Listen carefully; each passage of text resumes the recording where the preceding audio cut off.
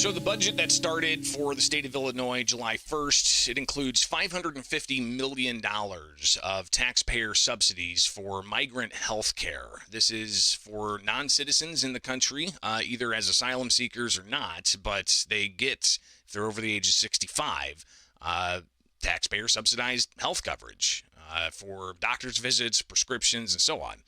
So this actually came about back in 2020. They opened up the program for those 65 and older who are non-citizens, and they said it was only going to cost, several $1,000,000. But then it quickly ballooned even more. In 2022, they opened the program up to not just be 65 and over, but they opened it up for 42 and over. So adults over that age, and they would get fully subsidized Illinois taxpayer subsidized health coverage. But with the budget that started after getting reports that the estimated cost could be $1.2 billion or something along those lines, an exorbitant amount of taxpayer money for it's a $50 billion budget and 1 point some odd billions going to the migrant non-citizen migrant health care coverage.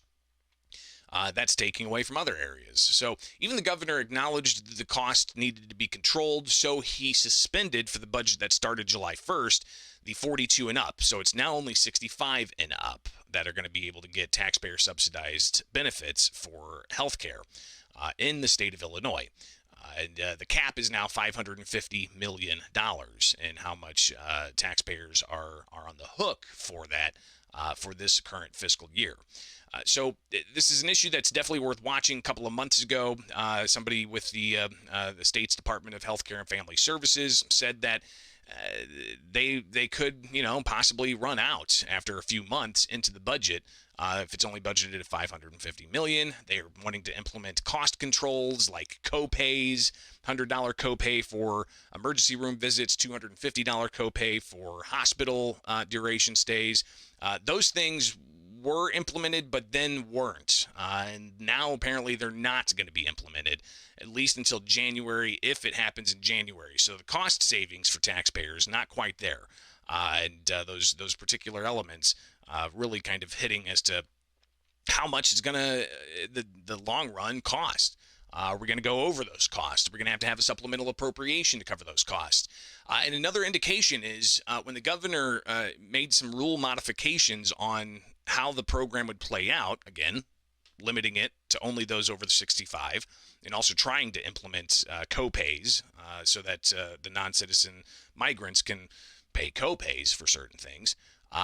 Those things haven't materialized. But when the governor announced those, he said that he can only do 16,500 non-citizens over the age of 65. And if it gets over 16,500 non-citizens over the age of 65 enrolled in the program, they're going to have to suspend future enrollees. Well, earlier this week at that Joint Committee on Administrative Rules hearing, Omar Shaker, he's an attorney with the Illinois Department of Healthcare and Family Services. He shared some of the latest on what exactly is going on with the health care benefits for immigrant seniors program in the state of Illinois. So we've been in continued communication with the federal government trying to incorporate the copay and cost-sharing elements of the emergency rulemaking. We have also been in communication with MCOs and trying to establish a coordinated effort to begin on January 1st to incorporate MCOs into the program, which we think will help many ways of lowering the cost of the program while still providing all of the necessary elements.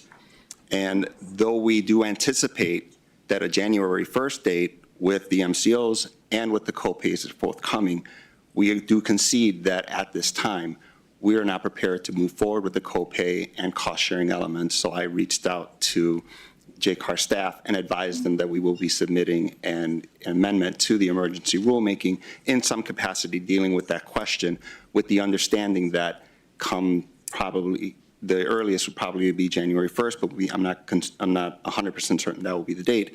We will be introducing another amendment, bringing back the copay and cost-sharing elements in whatever capacity they are at that time. We have also been monitoring very closely the enrollment numbers for HBIS, which is dealing with the seniors. When we first started in June, I believe our June report showed enrollees at 15,559. The August report, which we published and on our website, and we will continue to do so to promote all types of transparency within the program and within our estimates. That number rose to 16,005 enrollees.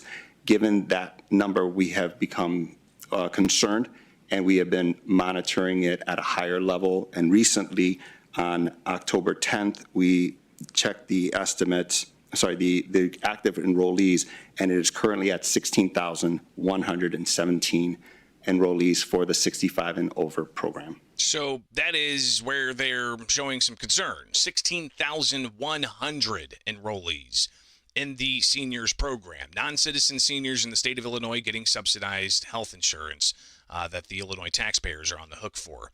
So clearly, that's a place that we're possibly going to see that cap reached, that 16,500 cap that Governor J.B. Pritzker announced over the summer when he announced the new rules to try to manage costs for the subsidized healthcare coverage of non-citizens in the state of Illinois.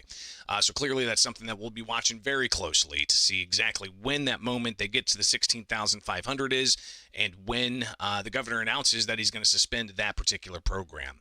Either way, they are looking to try to get some kind of offset costs from the from the federal government, but that's still taxpayer dollars.